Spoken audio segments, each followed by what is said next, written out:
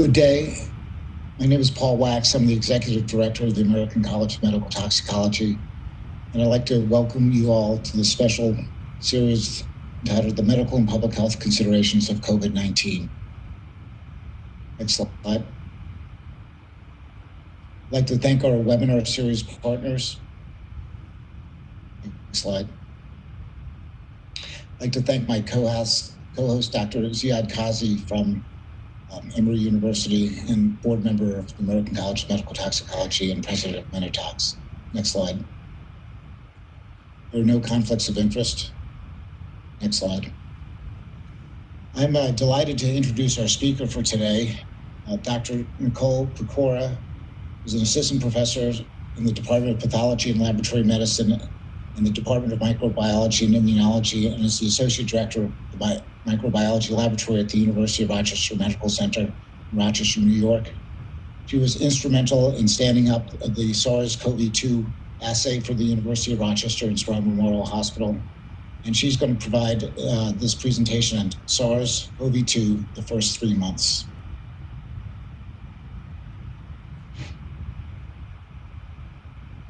Hi, can everybody hear me? Yes? Yes.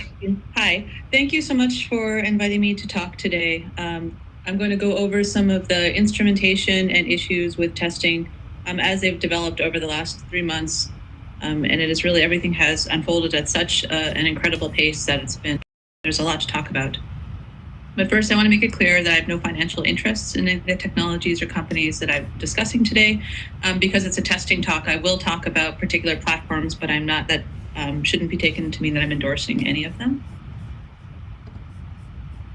Okay, so as we're all now completely aware, an outbreak of pneumonia of unknown etiology in China was reported in late December 2019. It wasn't of unknown etiology for very long because the full genome was sequenced relatively quickly and was available by mid-January 2020. And the authors of that study reported it as a 30 kilobase genome as a novel strain of the family Coronaviridae in the genus beta coronavirus and subgenus Sarbecovirus, which was closely related to similar SARS-type viruses isolated from bats. And between then and when I put this talk together in late April, a full 3,604 full genomes were deposited, and here visualized by nextstrain.org. Here they're color-coded by geographic location of origin. So even though all of these genomes were deposited and there's been so much research on this virus, there's still a lot of issues with routine diagnostic testing, which is what we're going to talk about today. So with this novel pathogen, there have been two approaches to testing, and I want to go over both of them. The first are the RT-PCR assays, which directly detect viral nucleic acid, determine the presence of virus, and indicate acute active infection.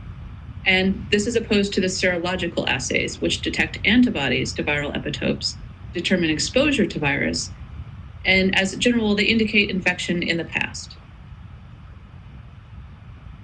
So to start off with the RT-PCR or molecular assays, the initial test was developed fairly rapidly in Germany in mid-January. And this test, if you look at the cartoon on the bottom of the slide that shows the genome, this test centered on two targets, one called RDRP, which is the RNA-dependent polymerase, and the E gene or envelope gene, which is farther down the genome. This target, the E gene target, is of interest because it's conserved amongst some closely related viruses, not circulating seasonal coronaviruses, but closely related SARS-type viruses.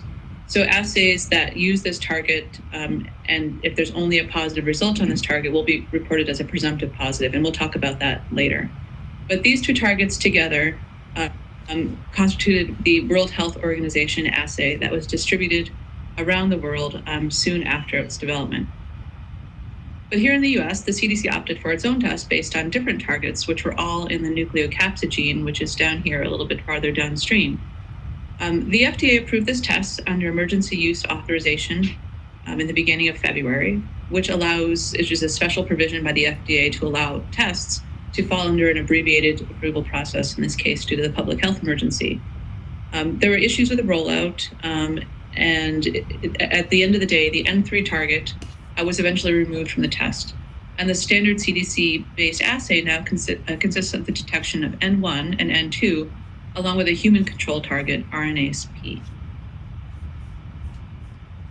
So I want to go over a few things, one of which is that in the press, there was a lot of references to so-called CDC test kits.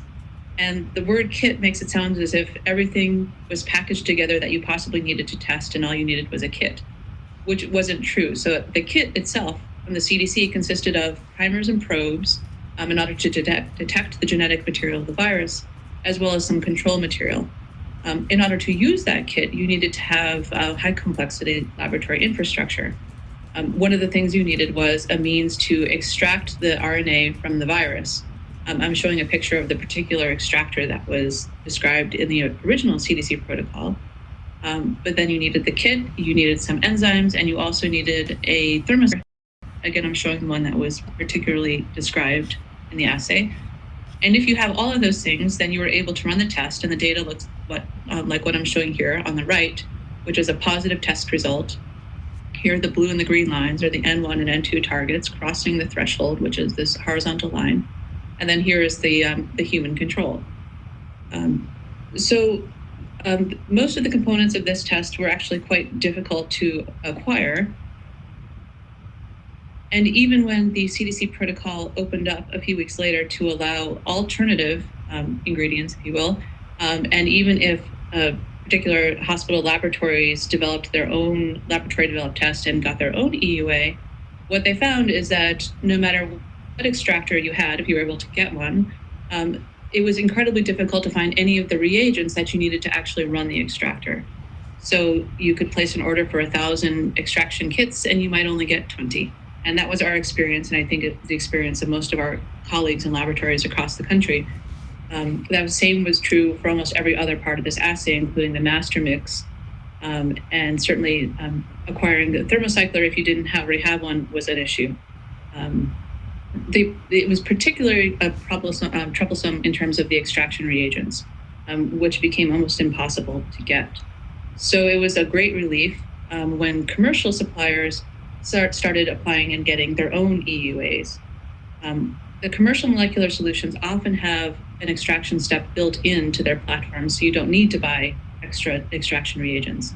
However, the supply chain for most of the commercial suppliers is also and remains very tight, and many release reagents under strict allocation in an effort to distribute supplies equitably. What that means is even if, for example, your hospital has a Cepheid platform and they place an order for, say, Cepheid cartridges, I'm just using Cepheid as an example, they're in no means guaranteed to get them because they're incredibly short supply, or you might get just a small portion of what you were trying to get. Because of this, many labs, such as ours, have had to maintain several both CDC type or commercial platforms in order to meet the needs of their systems, and it becomes sort of a daily balancing act of supply chain issues. In our system, for example, we use a mix of the modified CDC assay, the Roche, Cepheid, and Diasorin. And I'm going to talk a little bit about those assays in particular, because I just want to give an example of how, say, one hospital is meeting needs. But of course, there are several other assays available. So to start with the Roche, which is actually a widely used assay, and it's often also the assay in several commercial laboratories because it's so high throughput. But this is a 2.5-hour turnaround time, but it needs to be batched in groups of 100, so it's not particularly nimble. And when you compare assays to assays, it's not just the turnaround time, but also whether or not samples need to be batched when you think of how quickly it can be run. This particular assay targets the ARF1A and the E gene, and as I mentioned in one of my first slides, if an E gene is the only target that's positive in a given result, you may end up with a result reported as a presumptive positive because technically it could cross-react with other closely related SARS-type viruses. In the current pandemic situation, and not knowing of any other SARS-like viruses that are currently circulating, we view this as a true positive for COVID-19, and we act on it as such. In our experience, it usually means it was just a lower level positive. But if one of the COVID-specific targets gets picked up, then you just say it's SARS-CoV-2 RNA. So this assay is exquisitely sensitive and it's high throughput, and it's one of our main vehicles for testing here at the U of R. But other platforms we use, such as the Cepheid, have their own niche as well. So Cepheid is a common platform that's already present in lots of hospital laboratories, and I'm showing you one configuration of it here. And this is the kind of test that you use for rapid flu and C. difficile and group A strep and things like that, depending on which reagents you buy. And then you just buy cartridges, and then you can place them in slots. And so you can do a very rapid, usually around a 1 hour turnaround time assay that you can kind of load one by one as they come in. So there's no batching. So the Cepheid assay targets the N2 gene, which is one of the CDC targets, and the E gene. So because of that E gene, again, there's a potential for a presumptive positive result if the N2 isn't also resulted. But we, again, interpret that as a true positive. It's also an extremely sensitive assay. Again, because of this daily balancing act and supply chain issue, we have a third platform that we also use quite a lot from Diasorin. Another rapid solution, an 1.5 hour turnaround time. This platform doesn't have the E gene in it. Both of them are COVID specific, the two targets, and so there's no presumptive positive that comes off of this platform. Also quite sensitive. But those are what we use, and that's certainly not an exhaustive list, because there are many other tests currently available, and dozens. When I put this together, I counted 41 molecular tests have either been granted or are currently applying for emergency use authorization, and I'm including the website here if you want to go look at those. It's good to point out that the majority of them are only authorized for use in laboratories that are considered to be high complexity laboratories. So the majority of them are not rapid point of care tests. So in addition to the tests that I've just mentioned, this includes tests by Abbott and BD and Hologic and GenMark. Because this is so new and so rapidly evolving, there's not a lot of literature or experience that anyone has with these assays yet. And so we're kind of waiting for those sorts of studies to come out to really compare them in clinical practice. I did want to point out that there was a study that was just recently deposited in medRxiv as a preprint that shows the experience of one hospital system with these assays. So that might be of interest for some of you to go look at. So leaving the standard RT-PCR assays, I want to very quickly mention a couple other interesting technologies that I know we get a lot of questions about. One of them is the Abbott ID Now, which is a very rapid test, 15 minutes, and possibly even a lot less than 15 minutes in turnaround time, a point of care instrument, which also amplifies nucleic acid, but it does so by a different technology involving isothermal cycling. Or not cycling, I should say isothermal amplification. And this assay has gotten a lot of attention because of the speed of the turnaround time. We have not gotten them here, so I don't have personal experience with, and there's no literature on this assay yet. There have been some concerns raised about sensitivity for samples that are delivered in viral transport media versus direct samples from the patient that can be just introduced into the machine. So we look forward to seeing some data on that, hopefully published soon. Another really interesting technology is a CRISPR-Cas technology, which was recently described in the paper that I'm referencing here at the bottom, which is sort of loosely based on a similar technology to the Abbott ID Now, but with a different detection mechanism. And I think this is also a very exciting development. It's still in development, but I wouldn't be surprised if this is a technology that we all hear a lot more about in the coming months. So that's what I wanted to introduce in terms of the types of assays out there. And then I wanted to go into a few current issues that I know that we get a lot of questions about. And one of them is a concern about the negative predictive value of the test, which is both raised by clinicians and is actually also discussed in the lay press quite a bit also, and including here an article by Bloomberg along those lines. So I want to point out that a PCR test does not answer the question of has this person ever been infected with the virus. What the PCR test answers is, does this person have detectable virus in a properly collected sample right at this moment? Now, most commercially available tests, and I'm also including the CDC test, detect virus with an analytical sensitivity of 1 genome copy or less per microliters of sample, so they're quite sensitive. But we have to keep in mind that with any viral infection, there's a window of viral shedding. And for SARS-CoV-2, we're starting to get a sense of what that might be. So the incubation period, the time from infection to symptoms, is thought to be between 2 to 14 days. when in that period virus is shed and detectable by an assay is still being determined, and it seems to be variable between people. It has been noted that for NP swabs, viral loads seem to be very high at symptomatic presentation and drop off over the next 1 to 4 weeks. And there seems to be a lot of individual variation in terms of how quickly it does drop off. So you have to keep in mind the window of shedding. So when we go back to the question of what can lead to a negative PCR in a person who has been infected with SARS-CoV-2, well, one possibility is that you could have viral loads below the analytical sensitivity of the platform. Again, most reputable platforms are quite sensitive. There is some concern about some of the rapid platforms, and there's a variety of them, and more data will tell if that concern is founded or not. But we also really do have to keep in mind that window of viral shedding.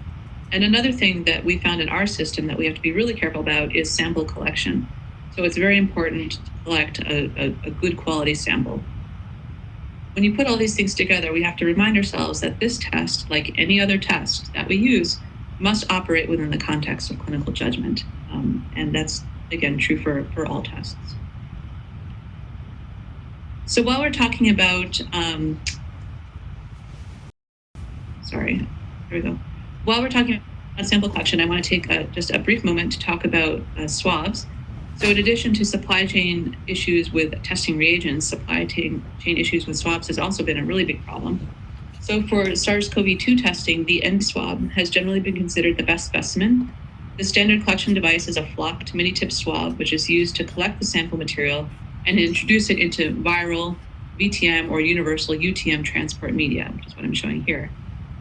For those of you who aren't familiar, what a flocked swab is I'm showing this cartoon from Copan, is a solid core swab, which has these sort of bristles on the outside. And when you use this to collect a sample, the material gets lodged into the bristles so that when the swab is introduced into the media, it's quite good at releasing all of that material into the media.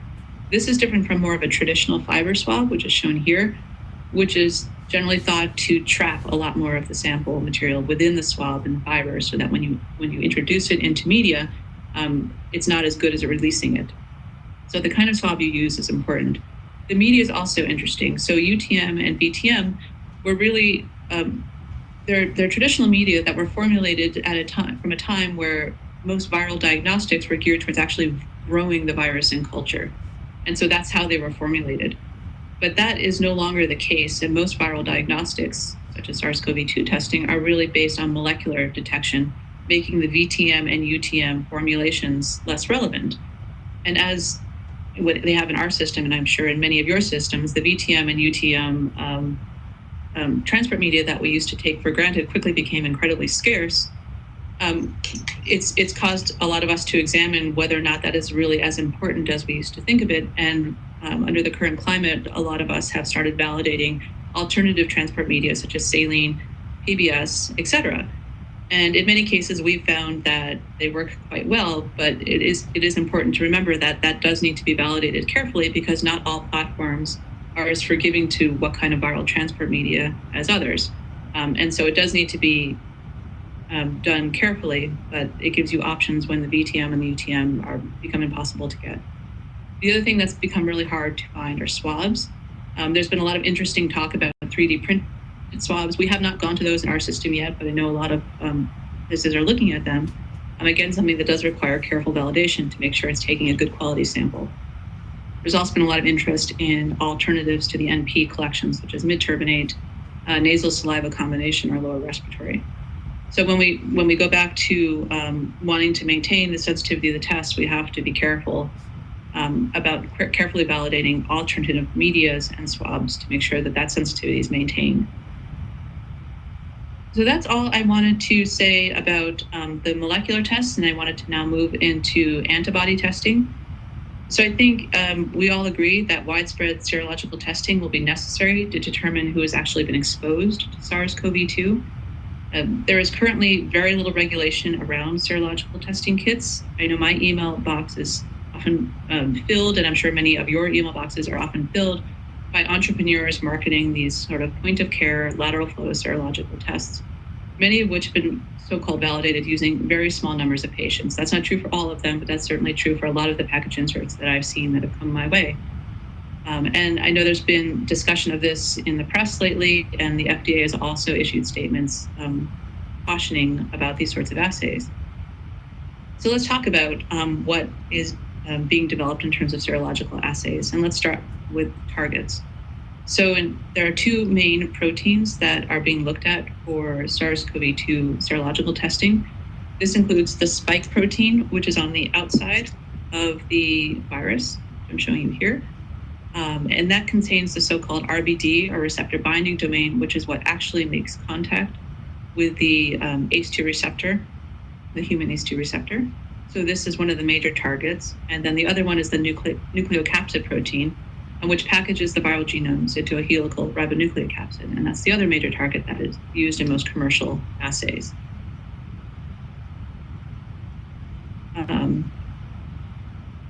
Those two slides were flipped around a little bit. So actually, I'm sorry, let me go back to this one. So what is known about the kinetics of the antibody response to SARS-CoV-2? A lot of this data is just emerging. There are a lot of interesting preprints out there and some formally published papers. I'm showing you data from one of them, but there are several out there to look at. In this particular study of 173 patients, they looked at antibody response for both total antibody, IgM and IgG, as well as RT-PCR positivity.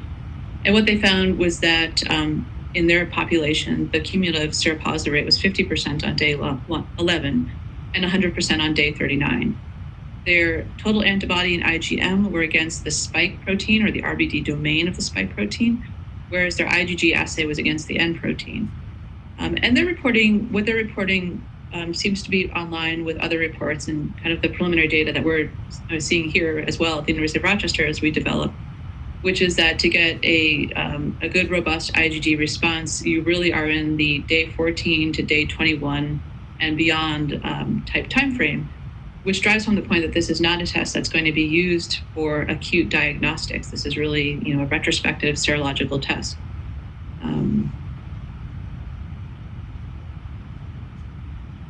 So at this point, there are several commercial platforms starting to enter the market. They utilize a variety of antigens, as I mentioned, from S, S1, and N. And a lot of the ones that are entering now are certainly by more reputable commercial entities such as Abbott and Roche. But they are still under EUA, and it's important to mention that even when these assays from good companies are coming out, it really does fall on the individual clinical lab and lab director to do a pretty substantial validation to assess sensitivity and even more importantly, specificity amongst their population in their hospital group. Some of these tests are IgG only, while some are either a combo with M or A or M. And I think there's a lot of caution about using IgM and IgA because of the decrease in specificity that you often get with those. There was a nice preprint that was just released when I was putting these slides together by Whitman et al., which compares the performance of a lot of the lateral flow assays and a few ELISAs out there. So I think that's a nice paper to go look at if you want to look at data for some of these. So to summarize, there continue to be significant concerns about specificity for serological assays. And I can't stress how important it is to remember that if you're in a low prevalence region, a specificity in the neighborhood of 94 to 96%, which seems like a fairly high number, can actually result in a significant number of false positives, if not a majority of false positives. And then we have to think about, what do we know about prevalence? Well, there are two studies that have gotten a lot of attention lately. The first, called the so-called Santa Clara study, which estimated a prevalence rate of between 2.5 and 4%.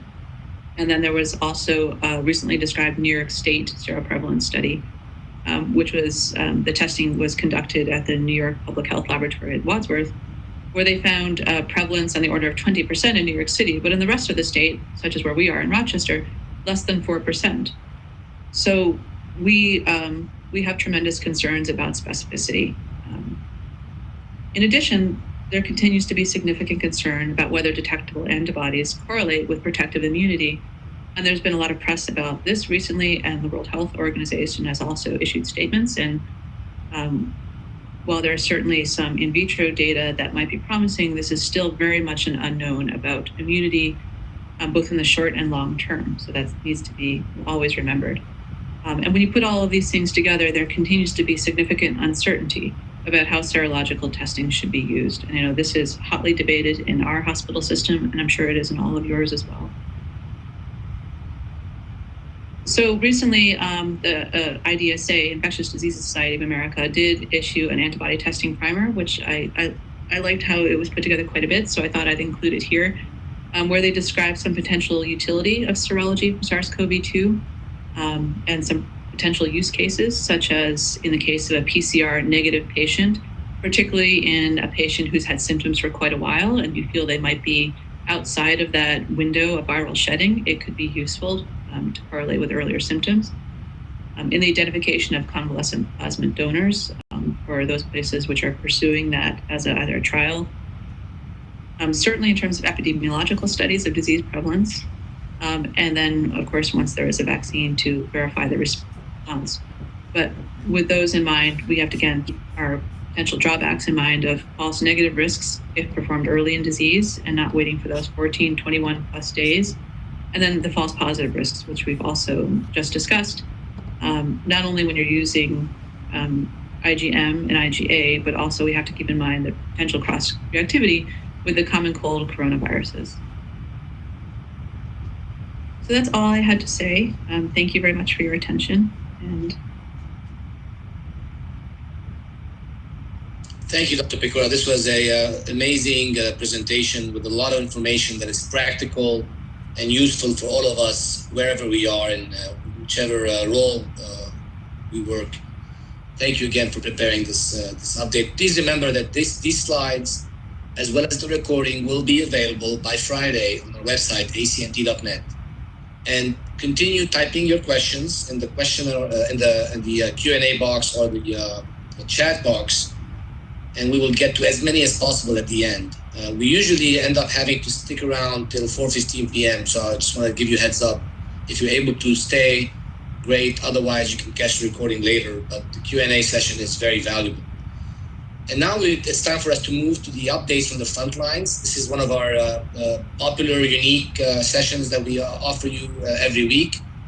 And we try to get you really interesting updates from people that really experienced what they want to share with us. And today we are taking you to Chicago, Illinois, as well as Eskilstuna, Sweden. Our first update will come from Dr. Steve Axe. He's the director of the Toxicon Consortium, a past board member of the ACMT, the director of the Division of Toxicology at Cook County Health and Hospital Systems in Chicago, Illinois. He will followed by Dr. Anna Myrnäs from the Swedish Poison Information Center. Dr. Myrnäs is actually a critical care medicine specialist and a medical toxicologist. She is located in Eskilstuna, Sweden, and will give us a really interesting overview of the situation in Sweden. Now, Sweden's been in the news quite a bit, and we'll get from her an update about their approach and situation. Without further ado, we'll start with Dr. Axe, please.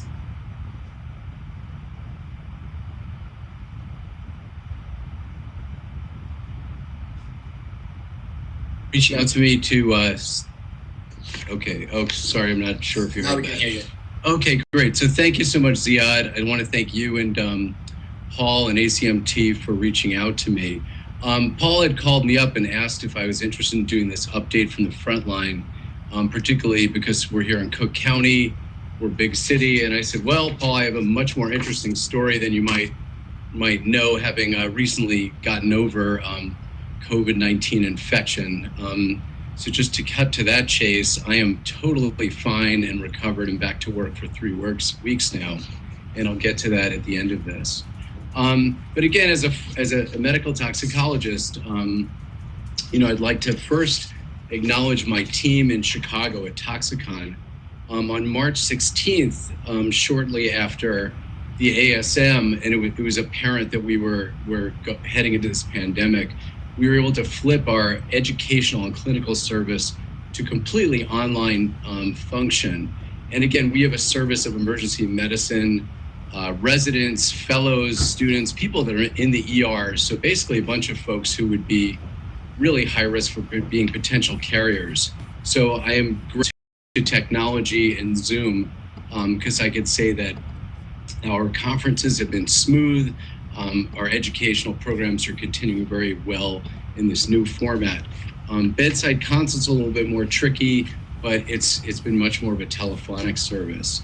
But again, things I wanted to talk about were my other hat as an emergency physician. I'm an ER doctor at Cook County Health, Cook County Hospital. And here's a picture of the old Cook County Hospital in the foreground. And our new building since 2002 is in the back. We're in the West Side Medical Campus of Chicago, and we're surrounded by Rush Medical College, University of Illinois, and the VA is just down the block. We are the largest public hospital in Illinois and the largest safety net hospital in Chicago. We're very busy. We see about 110 to 120,000 visits per year. On March 21st, the executive order was released in Illinois for everyone to stay at home. And I would say like the greatest saving grace for us is that we had time to prepare when looking at other parts of the country. Really, it was just stunning what we did in terms of our emergency department. We have 4 different pods or teams in our emergency department. We made basically a front team, a COVID screening team, which we basically flipped into negative pressure with multiple rooms. We had telephones placed in all the rooms to minimize provider contact with all the potential COVID cases. Our main resuscitation area also was flipped to negative pressure, and that became a COVID resuscitation area. We moved our clean resuscitation to another separate area. And then we have another team, the blue team, which pivoted to be our fast track, our psychiatric and general medical area. Having been doing this for several decades now, it was just both inspiring and amazing to see the amount of ingenuity and planning and work that was carried out. We had daily meetings to flip our operations so that we could basically take care of these patients safely and also make sure that our other folks with other problems would be safe and not be exposed to COVID patients. We also had daily operational meetings. Obviously, the hospital activated a command center structure, activating HICS, the Hospital Emergency Incident Command Structure. Clinics in our system were closed, and they flipped to pretty much a telemedicine model of care, which was really just stunning and amazing to watch. Our medical ICUs all became COVID ICUs, which overflowed into our surgical ICU, also becoming a COVID ICU. And again, it was inspiring to see the full engagement of our medical staff, administrative staff, all of our ancillary staff. And really, as an emergency physician, really just seeing the camaraderie and people stepping up amongst our faculty, our residents at Cook County EM has been just absolutely amazing. It's been that part of it has been an incredible experience. So on this slide here, I think many of us have been looking at national data, trends, projections, and then I just focus your attention on the scale on the left. I've got the the projections for fatalities, New York compared to Illinois. And, I just have to, my observations being in the middle of the country is just, we had far more time to prepare. We were able to operationalize all these things very rapidly. And we had, a good week's lead time over all the things we heard that were going on in New York. And again, my heart goes out to all of my colleagues on the East Coast for, the barrage that they hit. It was quite stunning. Okay, I'm sorry. Back on this slide, I did want to point out one thing. Our ED volumes, normally Sunday is our lowest census day with 217 folks per day. You can see Monday and Tuesday are peaks, 373, 362. If you fast forward to where we are now, our Sunday volume on March 29th was 114, and our Monday volume was 184. So this was basically half of our normal census, which has really been just a stunning thing to see.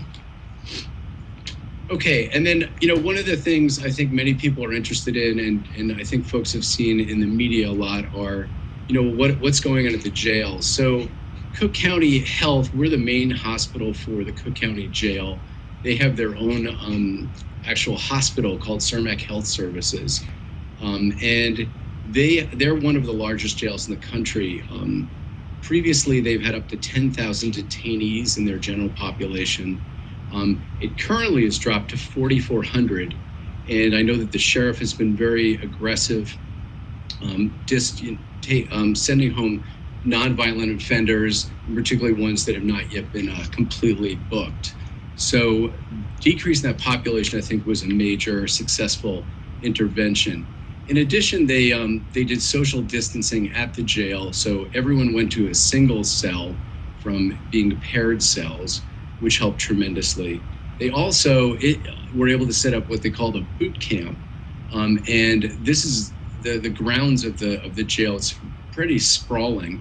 They were able to set up this boot camp for all COVID positive individuals. And these folks were basically folks who were actively positive or ones that were recovering as well.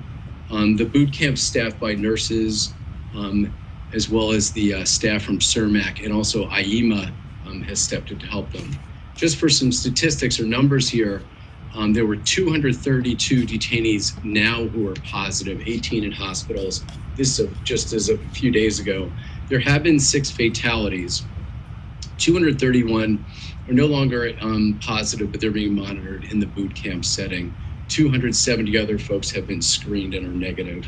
Unfortunately, 200 correctional officers and staff have been positive for COVID, and 150 were previously positive but now back to work. And there was 1 fatality among a staff member. So in terms of my personal story, back on March 21st, after I had done a string of ER shifts, I woke up and I noticed that my left eye was really pretty dramatically swollen. And my first thought was not, do I have COVID? I just thought to myself, how the heck am I going to wear with all that PPE with this ugly swollen eye?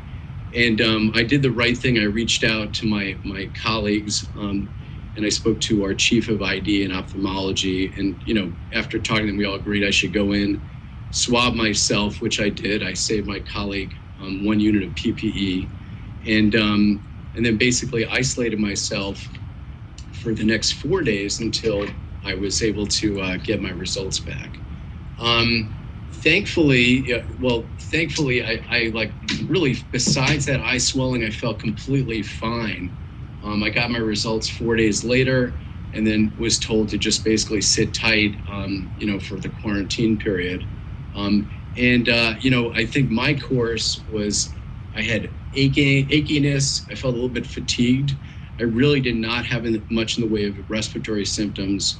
I was actually even able to exercise in my basement. And, I'm not one who's big into self-disclosure, but I feel like, this is my community of colleagues and friends. And I think we are all learning through this.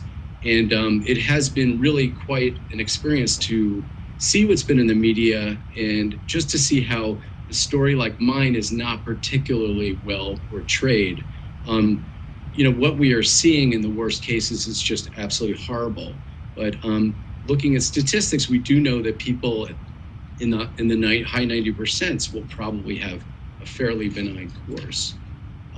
So here's my favorite picture from my quarantine period. I am very grateful to my family and my wife who fed me all my meals for 14 days. This is my youngest who was out. He would take his phone with him to the alley and shoot hoops, and put me on the phone with him, so I got to watch, and we could trash talk a little. This is definitely my favorite memory. My last slide here, I just want to kind of reflect as someone, I guess as a physician patient, and how I view this. Looking at the guidelines for when you return to work were absolutely fascinating to me. So there's 2 ways to go back to work.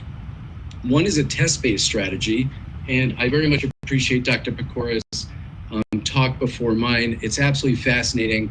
And, it was just amazing having a relatively early case. You realize, boy, these tests, were not widely available.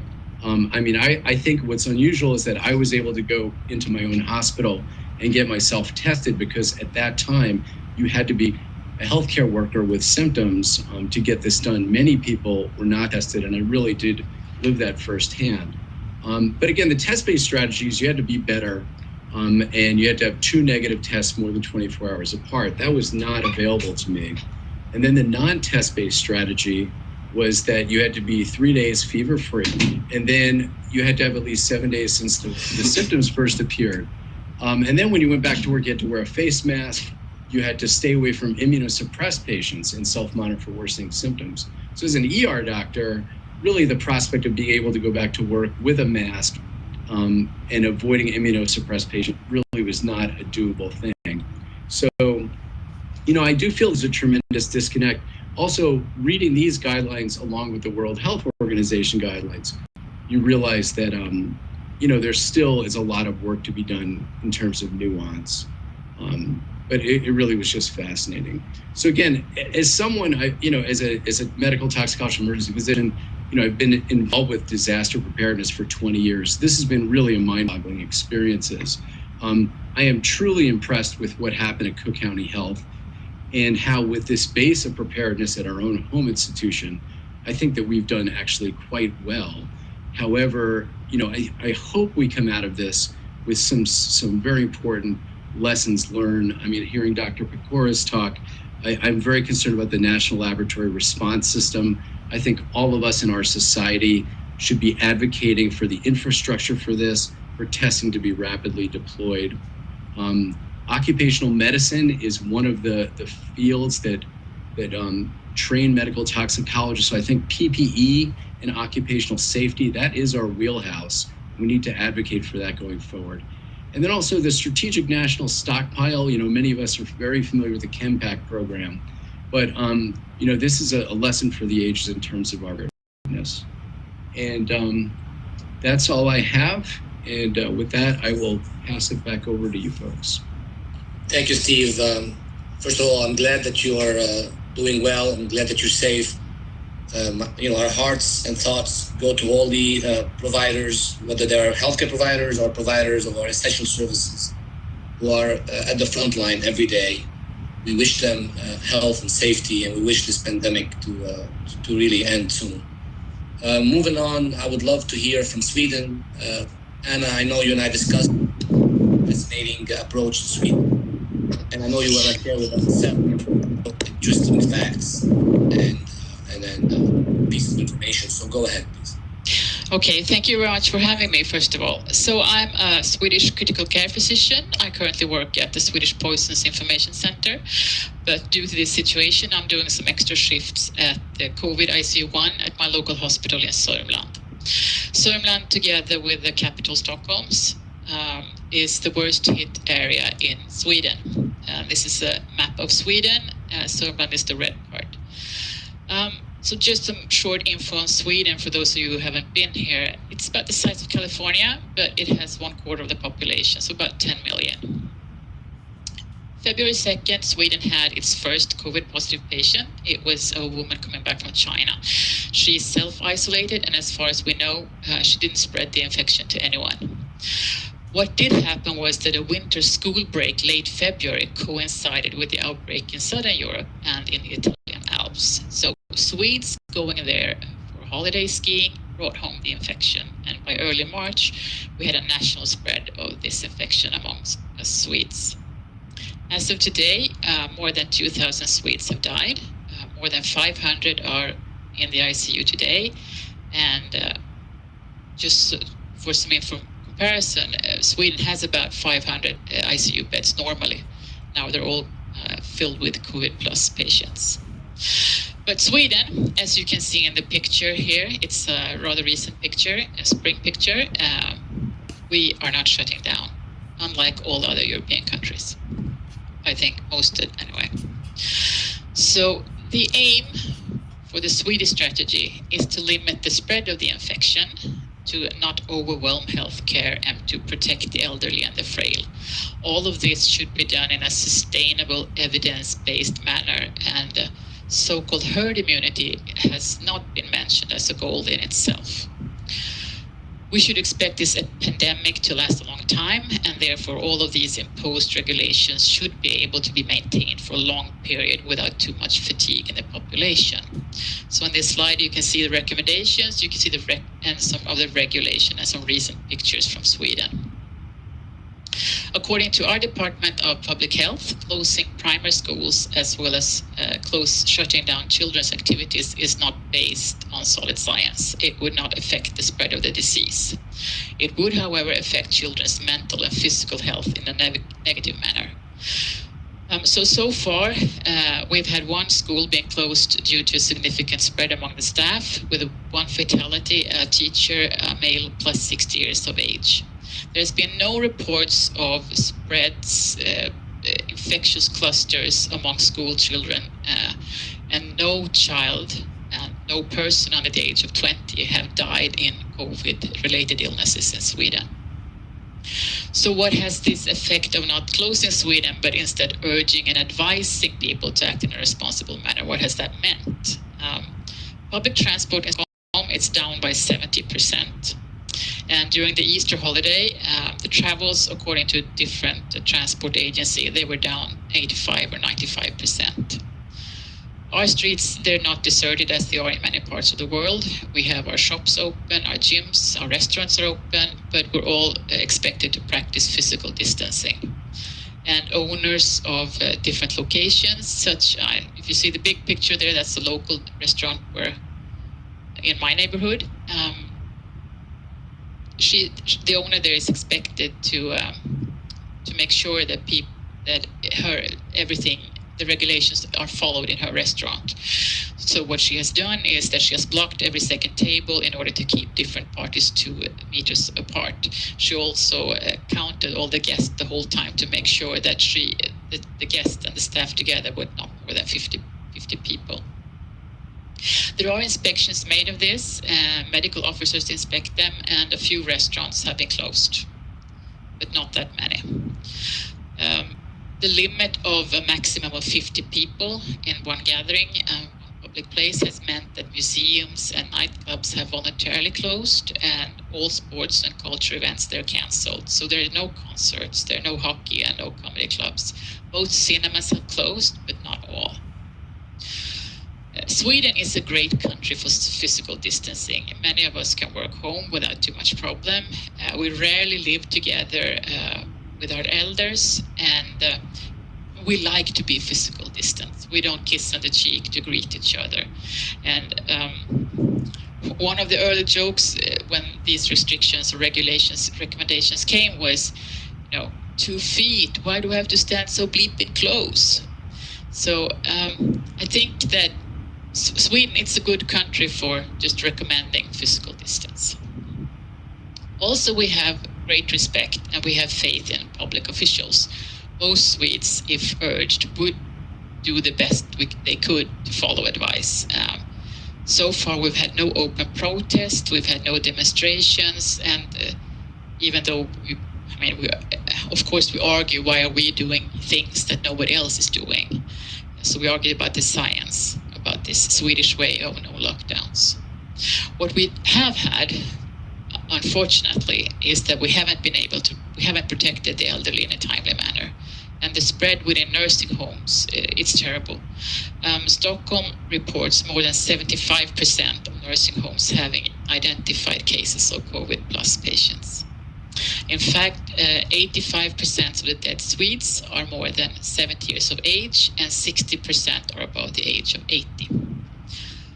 So would this particular situation have been prevented if a lockdown had been imposed? Our neighboring countries, Norway and Denmark, have much fewer fatalities. There are regulations, there are restrictions in place regarding care in elder centers. They came in pretty early. We have to look at, did they fail? Why did they fail? Weren't they followed, or should there have been other restrictions?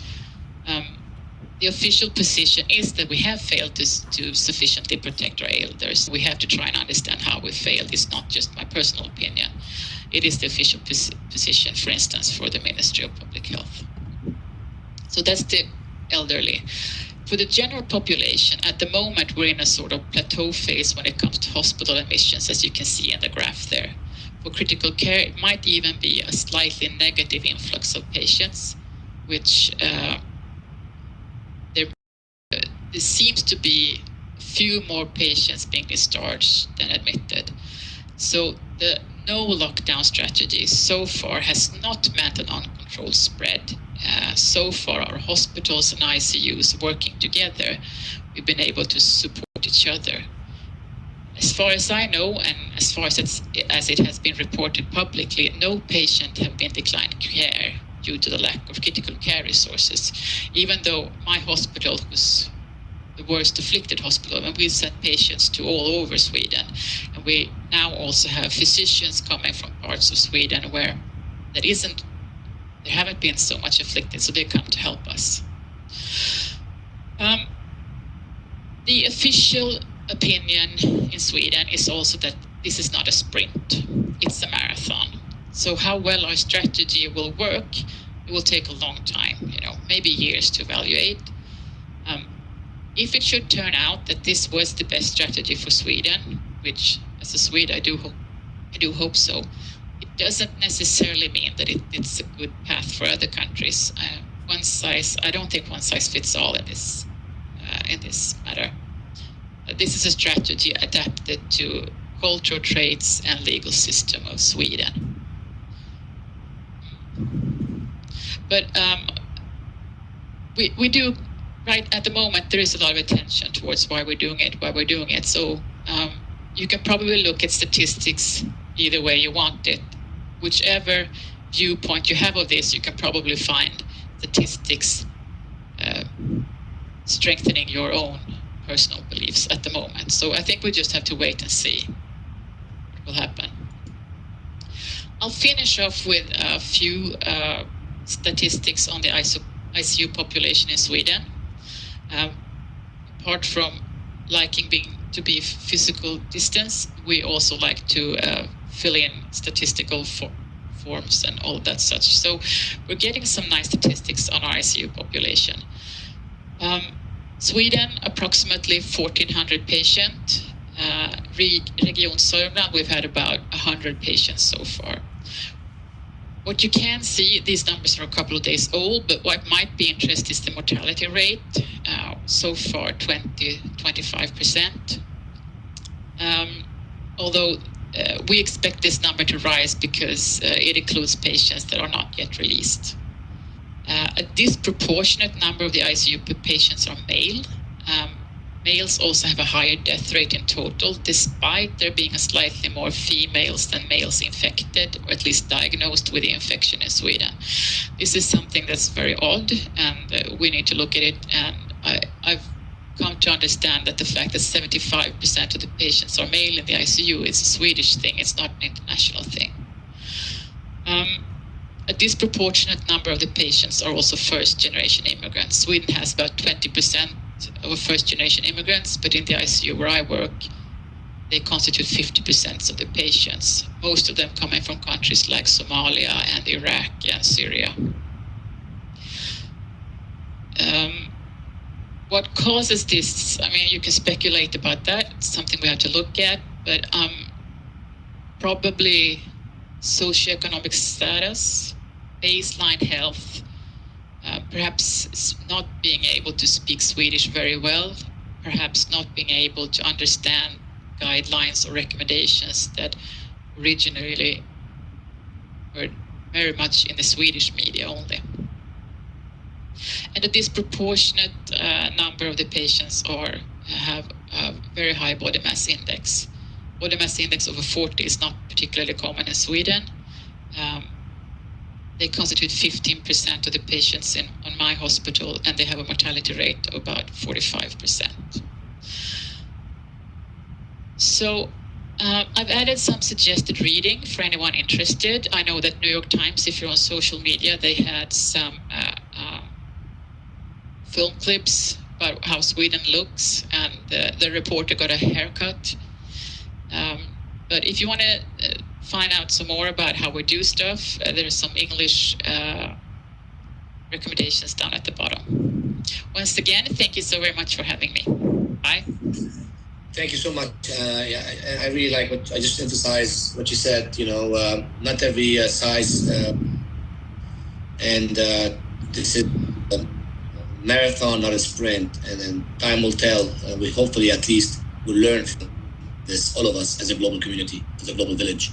I would like to turn it back to Paul to moderate some of his questions, and I have actually a bunch here as well that I would like to try to squeeze in by 4:15 p.m. Thank you. Thank you, Ziad, and I'd like to thank the speakers, Dr. Pecora, Axe, and Myrnäs, for wonderful presentations. So we're also simulcasting on YouTube, and we have a bunch of YouTube questions I'll start with. First question, these questions are directed to Dr. Pecora, so you should unmute, please. Can you please comment on the pooled nasopharyngeal swab testing to save reagent? That is to combine 3 to 5 swabs in one test. Any comments about that? Are you asking about combining swabs from more than one patient in order to see if there's a positive and then separating them out again, like in an epidemiological study? Or are you talking about combining NP and OP swabs and things like that from a single patient? No, just combining. I think the former from the question, just combining the swabs. Yes. So there's talk about combining swabs for groups of people, and then if there's a positive detected, then go back and test each of them individually in order to save testing reagents. We don't do that here. We would be concerned that you would compromise the sensitivity of the assay too much by dilution, though it's a strategy that you could do in a large-scale screening for epidemiological purposes. Okay, great, thank you. Next question is, in New York City, they've begun self-swabbing observed by healthcare workers in order to distance the workers' exposure. Do you have any comment about the reliability of the self-swabbing?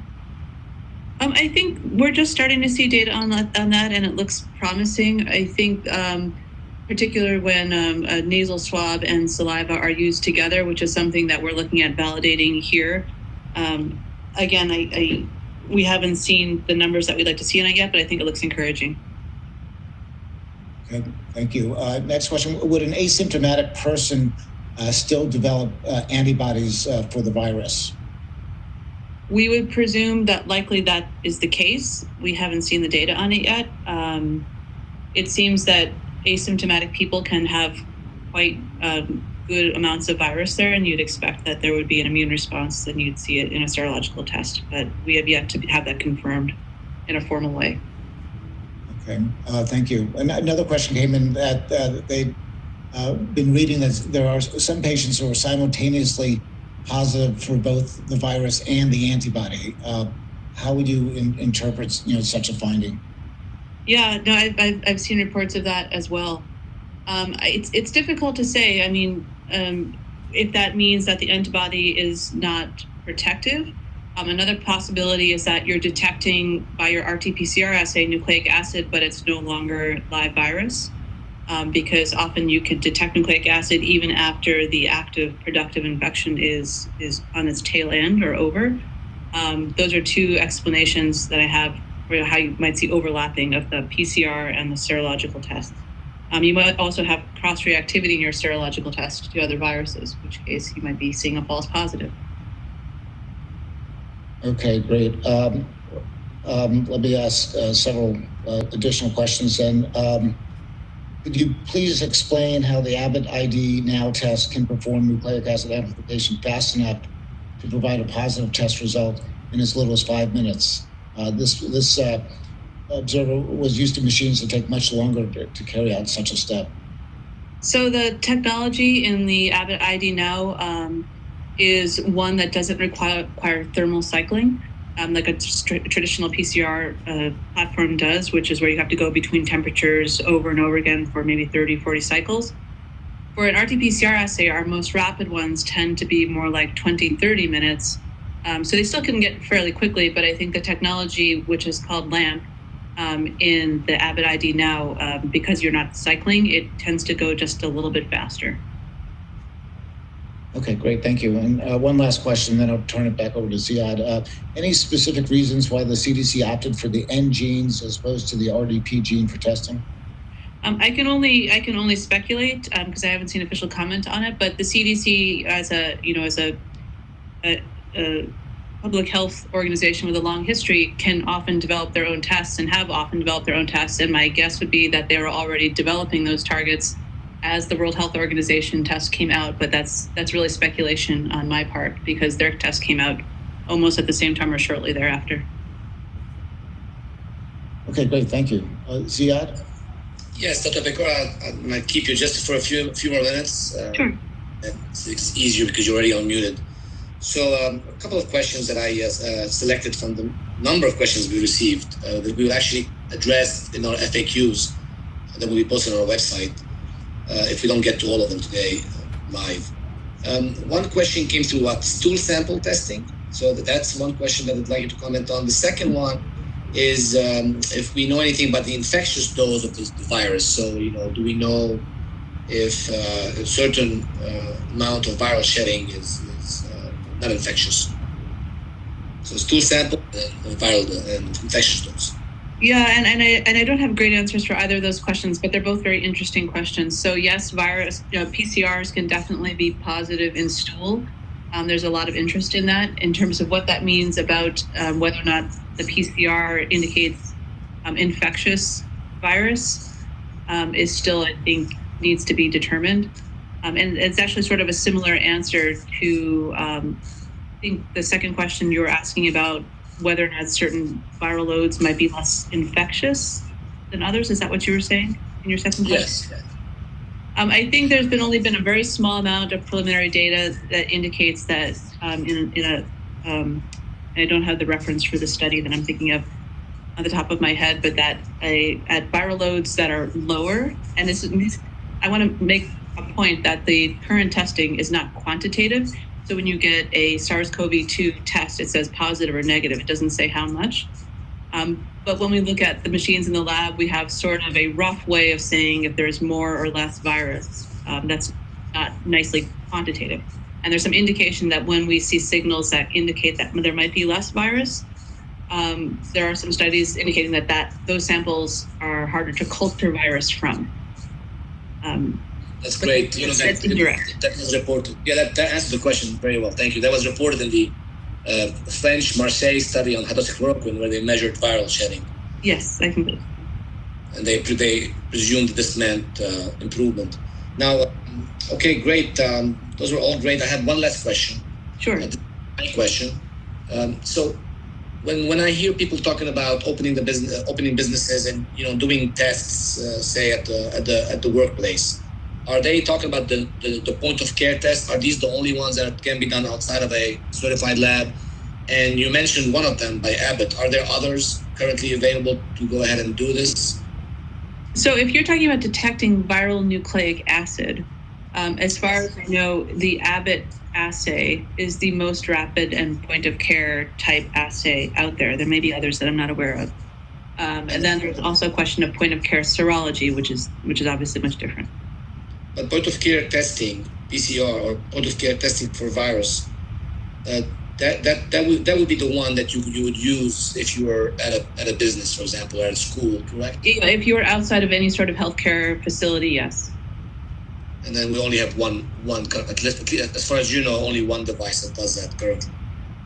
Yes, that there's kind of widespread interest in, yes. Well, thank you so much, Dr. Pecora. I'm going to move to. Thank you. I'm going to move to Dr. Axe and Dr. Myrnäs. Dr. Myrnäs, as you could probably predict, we have several questions about Sweden. Yeah. Some of the questions that are practical in nature includes, what do you know about nursing homes that did not report spread of the infection? What did they do different? Number one. Number two, why did Sweden not, just go with what neighboring countries were doing? Maybe some of us would think there'd be one type of response strategy, but obviously not. Is there a reason you comment on? Well, as I'm not an epidemiologist. I had to study up some for this talk, but there is a huge difference between how Sweden, Finland, Norway, and Denmark have reacted. And the explanation we in Sweden have gotten is that and I'm not sure if this is true, but this is the explanation we can read, that the recommendations in Sweden are based on what our public health officials, the state epidemiologist and his staff have recommended, while measures in other countries have more been generated by politics. For instance, it's been reported that it was not recommended to shut down schools in, I think, Norway or Denmark, but they did it anyway. I don't know why Sweden has chosen this particular path, but most Swedes are really happy with it. In fact, there was even a guy today presented in the newspaper who made a tattoo of our state epidemiologist. And I think that one of the references on my last slide is our former state epidemiologist, Professor Johan Giesecke, who also worked for the WHO. And he explains in an interview on Heard the Swedish, why we did it the way why we've done it the way we've done it. Now, as for the nursing homes, I think that's something that's not clear. Why have it gotten into some but not in all? Does it have to do? Is it just luck, or does it have to do with different routines and screenings? We don't know that yet. But the official stance overall in Sweden is that we haven't done a good job protecting the elders, especially the frail elders. So we'll find out, but right now we don't know. What about the management of playground activities in Sweden? So kids playing in the playground, how is that? Is there any specific recommendations or were made or experienced? No, I hope I get this right now. If you look around, all playgrounds are open. We are encouraged to let our kids continue with sports activities that is good for their health. But for instance, they shouldn't travel long for training. They shouldn't travel to other cities for competitions or trainings because they don't want us to mix the population. But keeping their physical activities in our own town, preferably outdoors, playground outdoors, there are very few restrictions. And I haven't seen any playgrounds closed. And then what about healthcare in Sweden? Who pays for healthcare in Sweden? Healthcare is financed by taxes, so it should be readily and equally available to everyone. Very good, thank you. And then moving to you. It's interesting when you describe your return to work experience. Reflecting back on this, what would you change in it? And this may be a difficult question, but what do you wish existed in terms of recommendations or guidance from public health for return to work? Yeah, thanks, Ziad. Well, I'd say in the end, I'm completely happy with how it was handled for me. I was able to continue doing my toxicology work remotely, but for the ED shifts, I think I would have preferred seeing you're out for 14 days. It's very frustrating as a patient to not have the availability of either the PCR or serology testing. In fact, I'm still actively looking for serology testing now.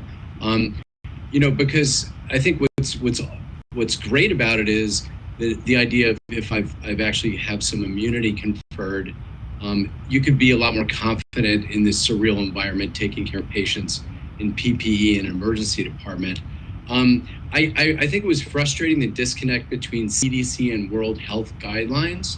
And as a patient watching these two organizations that I respect tremendously not lining up, as a patient now, I would have loved to see there to have been unity in recommendations. So, that was frustrating. And again, I think, reflecting on my career where I've worked on preparedness, I just felt like we were caught unprepared on many levels, and that was frustrating as well. Nonetheless, I'm grateful I've had access to great specialists, and I personally got good advice, and I got all any accommodation that I thought I needed, I got it, and I got good care. So, but I think we really need to take away all these lessons, and we have to do better as a public health community. I agree. We certainly owe this to ourselves and to our community. Dr. Wack, do you have any more questions? Yes, thanks. Just a couple of questions back to Dr. Pecora. Is there viral anthropology being done on the positive samples to determine whether certain mutations are more or less virulent and more or less fatal? There's a tremendous effort to sequence great numbers of viruses. One of the my first slides had a website called nextstrain.org where describes all that data. Yes, there's a lot of interest in looking at mutations, both in terms of how it would affect virus interaction with human receptor, as well as virus mutation on the sites used for diagnostics as well. And those studies are just now starting to come out. Okay, and I guess last question. What are your opinions on the accuracy of any sort of saliva or spit testing? Are they better than the nasopharyngeal swabs? I think the data that's coming out about saliva testing is pretty promising. We're just starting to look at that here. There's a question of the stability of the sample, which we're just starting to look at. Certainly, it would alleviate a lot of supply chain issues, and so far I've heard promising data. Great. Well, thank you very much.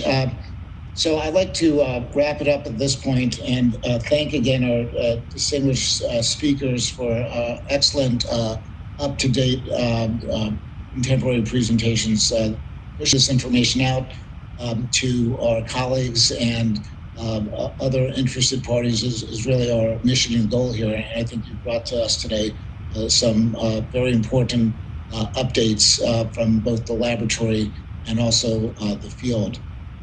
This recording will be up on the ACMT website on Friday, including a PDF of the slides. We're also in the process of processing many of these questions, including the ones that were not that we didn't have time to respond to, and we're developing these FAQ web pages for each one of these webinars, and that will also be up on the ACMT website. Next Wednesday, we'll continue with this series, and we're going to provide an update on disinfectants and also a special presentation from FEMA and the Department of Homeland Security about best practices for preserving PPE.